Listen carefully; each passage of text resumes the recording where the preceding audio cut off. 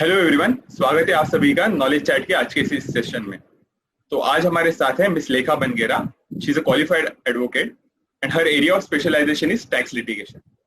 तो आज के इस वीडियो में हम लोग जानने वाले हैं कि एडवोकेट का जो कोर्स है एग्जैक्टली क्या है, इस कोर्स के लिए कब ज्वाइन करना चाहिए एक स्टूडेंट ने, और इस कोर्स में क्या क्या सब्जेक्ट्स है, इस कोर्स में क्या क्या प्रैक्टिकल एस्पेक्ट है जो एक स्टूडेंट ने समझने चाहिए, and lastly but most importantly क्या क्या करियर अपॉर्चुनिटीज अवेलेबल है once you become a qualified advocate. तो ये सब चीजें आज के इस वीडियो में हम लोग कवर करने वाले हैं। So hi Lekha, welcome to Knowledge Chat. Hi Kedar.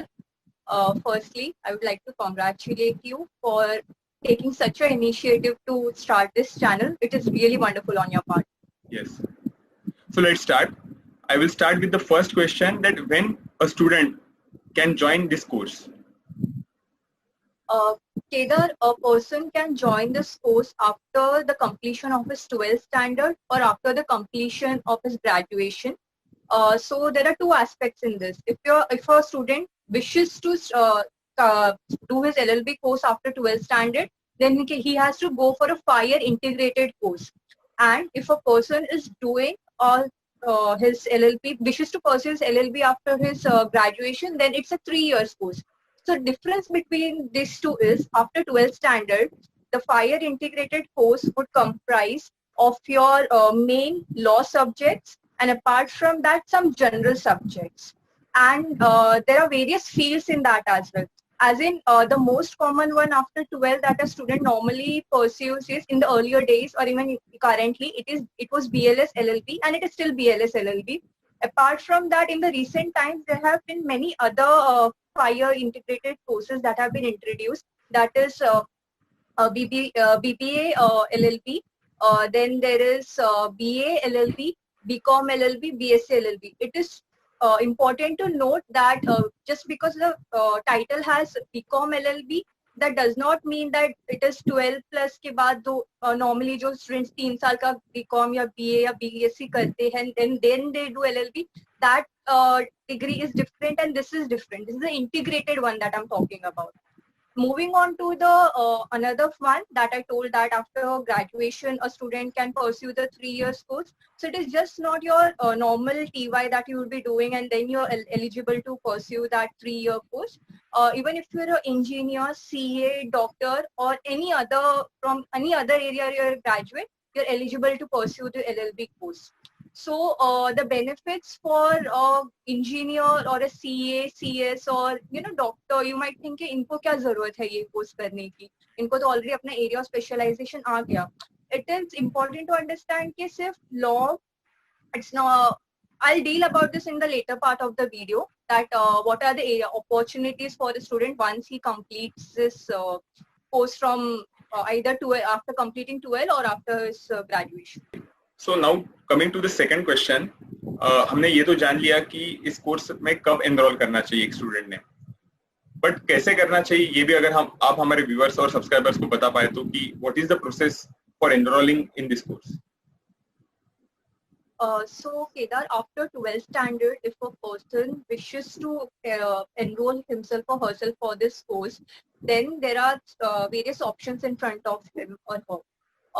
That student can either prefer to enroll for the enroll himself for with the national law colleges, universities, or with the government state-run law universities or private colleges. So if you're going for national law universities, then you need to appear for the CLAT examination, that is your entrance examination. And when it comes to the private colleges have their own set of examinations, that is entrance examinations. Some of the private colleges also accept the CLAT scores. And then moving on to the respective universities of the state, you have to see that whether your state actually has a mandatory entrance exam that you need to give. Because in states like Maharashtra, entrance exam has been introduced in the past 4 years that a person is supposed to give. So your 12 marks, that is a certain percentage is required, and when you club it with your entrance examination marks, those 2 marks will be considered for getting entry into your 5-year integrated course. But in certain states like Tamil Nadu, etc., this entrance exam system is not there. So they directly consider your 12th standard marks, and on the basis of which you can secure an admission. Also, it is pertinent to note that the National Law University exam, like it's a 5 year course. So CLAT is that examination. This you can enroll yourself into the school into National Law University only after 12th standard. So after TY, you don't have that option. Means you'll have to go undergo again that 5 year course. So after 12th only, it is preferable if you just undergo the course. Moving on to when a student wishes to pursue it after the completion of his graduation, that time again it's like it differs from state to state. So if your state has the entrance exam, then well and good, give the entrance exam, club it with the minimum marks of your graduation, and then there will be merit list, etc., and then you're eligible, like you will be enrolled into the respective college. If your state does not have the entrance exam criteria, then it will be solely on the basis of your graduation. Okay, so now coming to the next question, what are the contents of this course? So again, it will be divided into two parts. The first part is after 12 in your 5 year integrated course.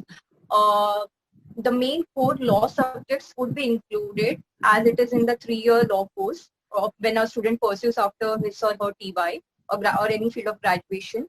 But along with that, since it's an integrated course, you will have a little extra subjects, and it will depend from the different whichever integrated course you have chosen. Like for example, BLS LLB in the beginning 2 years, you will have a little extra subjects, and then in the last 3 years, the course syllabus of the 5 year course and the 3 year course would be the same. And then maybe your BBA, LLB, or maybe your would focus more on the corporate law aspects, like maybe they'll have merger acquisition subjects and taxation, corporate law subjects more. Maybe BA, LLB would focus more on humanitarian subjects. But having said that, both your 5 year course and your 3 year course would cover all your main law subjects, like maybe law of evidence, your contract act, your constitution, your family act, so on and so forth. There are more than 24 to 30 subjects that are main subjects, so it's not possible for me to narrate each and every one of that. But basically, it gets covered in both the courses. The only reason that a student of a 5 year course is expected to maybe study more subjects, because over there they don't have that separate graduation part. So just to give them that benefit as well, these extra subjects are involved, but with a law aspect in that. Okay so हमने जान लिया कि exactly course में कब enrolment कर सकते हैं, enrolment का प्रोसीजर क्या है और इस कोर्स में क्या क्या कंटेंट्स हैं. अभी how to deal with academic years, I mean study and work exposure wise. I'll deal with the academic part first.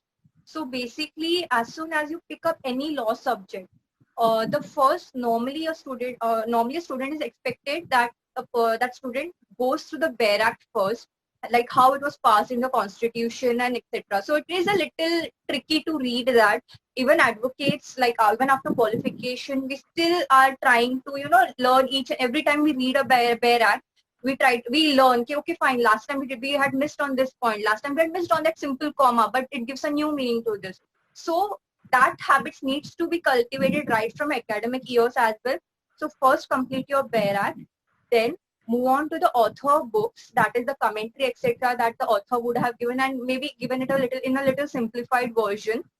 So it will enable you to understand the Bare Act more.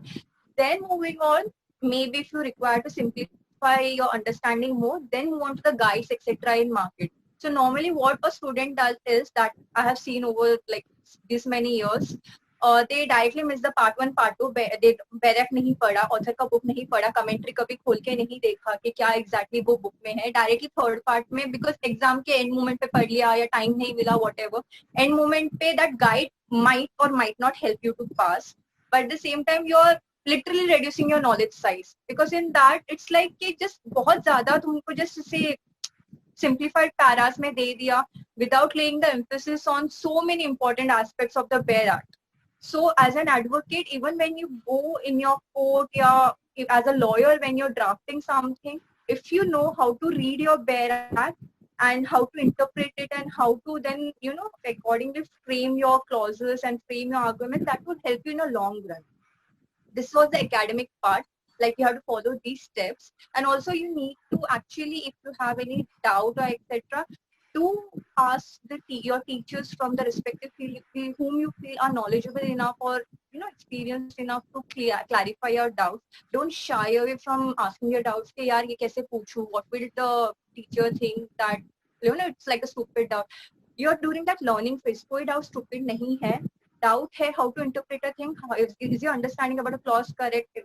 Of a section correct? Doubt है, directly go and ask your teacher, and they won't hesitate to help you out. They're over there for that only. Then moving on to the practical aspect, as in the most important thing that a student, many students, almost every student misses out on is they don't undergo the internship training. Unlike other courses like CA, CS, and some other courses like maybe MBBS, where your internship etc. is important, in law course, except for maybe private colleges, wherein they say okay, you have your summer break, then just 15 days ka internship after every sem kar lo at least. Even that is not sufficient though. But at the same time, many universities, they don't have a mandatory internship. Because of this, students, they just go to college, or maybe they just bunk college, they just study, they score marks. But when it comes to securing a job, or a decent job, or maybe when it comes to the practical application of the knowledge, they lag over there. And that, because of that, their salary gets affected, or maybe also the confidence gets affected, because new lawyers or because the advocates out there in the field, they don't entertain you much that way. So it's important that, okay, fine, it will be a little hectic for you, but as a student, or even if you're attending a college, and if you are second half of the day permits, and if you request a law firm or advocate, only your second half of the day permits you to like maybe sit in the office and do your work, it's fine. Just request them. Many of them would understand. They will accept you in the office for the internship, and then you should do your internship. Also, having said that, as an intern, you should be aware of the fact कि first day पे गए तुम्हें पूरा cases दे दिया हाथ में draft करने के लिए, नहीं होने वाला है. Maybe first month would be just numbering of the paper book that the advocate would give. Because even when I was maybe giving works to my intern, if on the day one only if I give it to them कि भाई ये draft करके दे दे, even they used to get baffled कि यार कैसे, it's not possible ना, तो मैं उनको basic से ही दूंगी कि numbering कर दो पहले, देन मे बी नंबरिंग करते करते रीड कर दो कि मैंने एग्जैक्टली कैसे ड्राफ्ट किया था अपना एग्जैक्ट पूरा paper book. So that's how धीरे धीरे step by step that thing builds up. And this was the academic part, this was your internship part, and the third part is there would be a lot of extracurricular activities during your academic years. Please do not just concentrate on your studies, that is academic part, but also focus on your extracurricular activities, because that would help you build your confidence. Be it your moot courts, be it your debates. I'm not telling you take all 10 things at one go and just make a mess out of your entire time schedule. No, maybe participate in each and everything in the first year, as in when your time permits. Then out of that, pick up one thing that you feel that you're really good at this, or maybe you can develop your confidence skills more via this, like your moot courts, your intercollegiate moot courts, and then participate in that. And also the fourth aspect is, that is a little important aspect. By the time you reach your second or third year, you would have got into a habit of maybe reading acts and maybe a little well equipped with it. Start writing maybe articles etc. So it would help you to improve your drafting skills. Not completely drafting skills, but at least it will help you get into the habit of reading and developing your legal language skills. Okay, now coming to the last part, but yet of the vital importance, कि once a student qualified as an advocate, तो उसके बाद क्या-क्या career opportunities available है? So firstly, a person needs to understand the difference between a lawyer and an advocate. As soon as you complete your law course, you become a law graduate, that is a lawyer. But if you need to go into litigation, that is appear before courts, then you need to have a license that is called as SANAT, SANAT. For that, once you get the license from your respective state, and after clearing your All India Bar examination, you can call yourself an advocate and then prefix the ADV before your name. It's very sad to note that people, even after completing their course, they don't know the difference between these two, and even without holding a license, they prefix the ADV before their name. So this is the two vital differences. Moving further, the various out of the various fields, I'll just like to bifurcate into two parts. One is litigation and then one is non-litigation. For litigation, as I already said, you need to have your sanad, and then you can get into civil and criminal litigation practices. And that is also further divided into various parts, like maybe it will be your family matters, your tax litigation matters, then it will be your property matters, your company matters, company law. Like there are many fields in that. When it comes to your non-litigation part, it is like you're not, since you don't have your sanad, or even if you have your sanad, you are not utilizing it.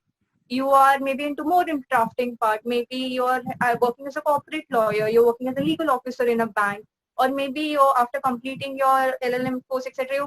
You're as a faculty in some college. So there are many career courses in that. It's more than like it's a plethora of career opportunities once you complete a course in a good manner. And even after completing your course, not that studies को छोड़ छाड़ दिया. You need to constantly keep on updating yourself after that. Then thank you so much for coming on Knowledge Chat and enlightening our viewers. Thank you. Thanks a lot. My pleasure.